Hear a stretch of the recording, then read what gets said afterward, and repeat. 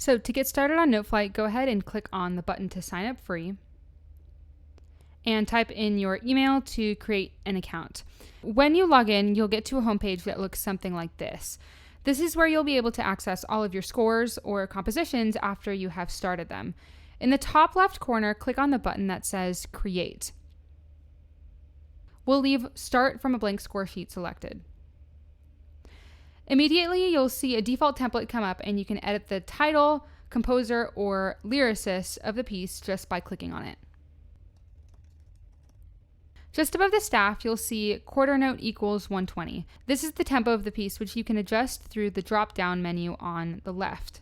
If I hover over any of these, it brings up a list of tools and options in that category, and if I click on a category, it adds it to my tools at the toolbar at the top.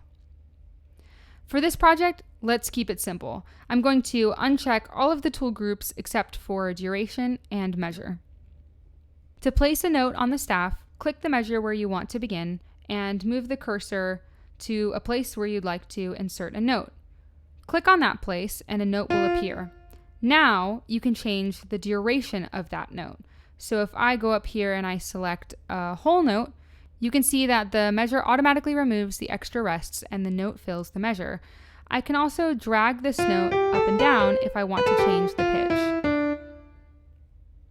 Remember, the rule is click first, then change the duration. Let's try some other rhythms. I'm going to insert some quarter notes.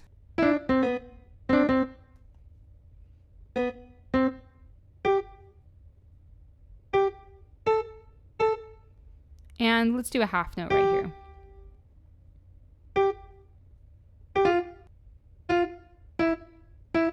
Now, when I run out of room, it's really easy to add more measures.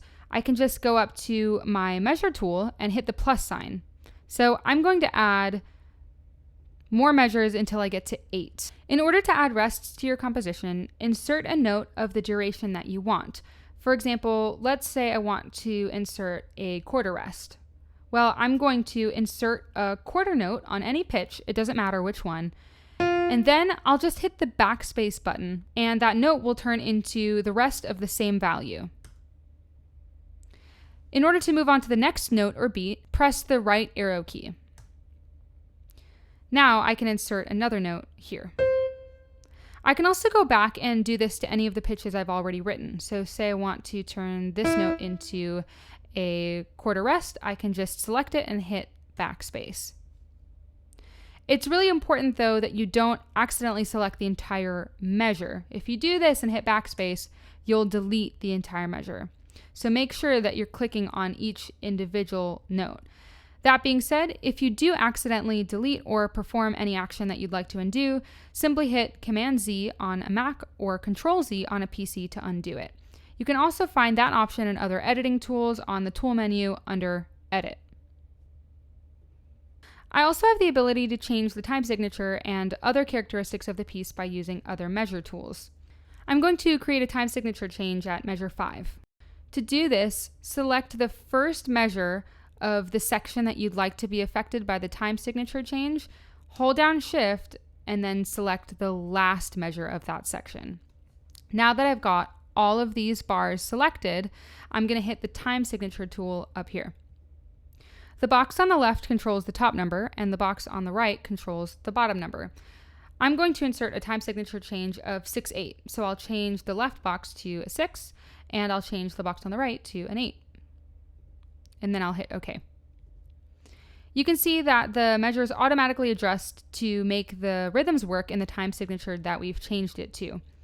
I'll delete this and try something different. Now I want to fill up the rest of this space with a dotted quarter note in order to finish the measure. If I want to insert a dotted quarter note to fill the remaining 3 eighth note beats I need here, I'll insert a note, select quarter note for its duration, and then add a dot with the dot feature on the right. Make sure this is the rhythm dot and not the double dot. This has a different value. I'm going to now fill in the rest of the bars in my composition. Now I'm going to delete these final measures by just hitting this minus sign up here. So now I've got an 8-bar composition that changes from 4-4 to 6-8 at bar 5. If I put my cursor back at the first measure and then hit play, I can hear the whole composition.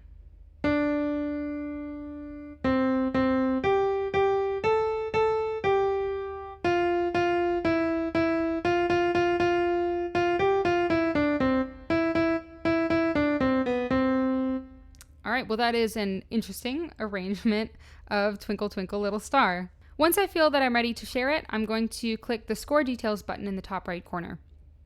Click on the tab that says Share, and then hit Share Score. If you haven't given your composition a title yet, it will prompt you to do so, and then it will bring you to this screen. Now I can decide who has access to this score. I'm going to select everyone, but this means that only people with the link can access your work. If you want people in the larger Noteflight database to be able to search for your piece, you can select this box so it shows in public score listings. This box tells us what kind of permissions people with the link to your score have. They can either view it, comment on it, or edit it. I'm going to leave it on View. Now I get to the Copyright Info tab.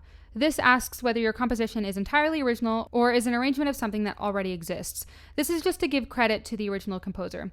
Because I used part of Twinkle Twinkle Little Star, I'm going to say it's an arrangement of an existing work. I'll type in Twinkle Twinkle Little Star,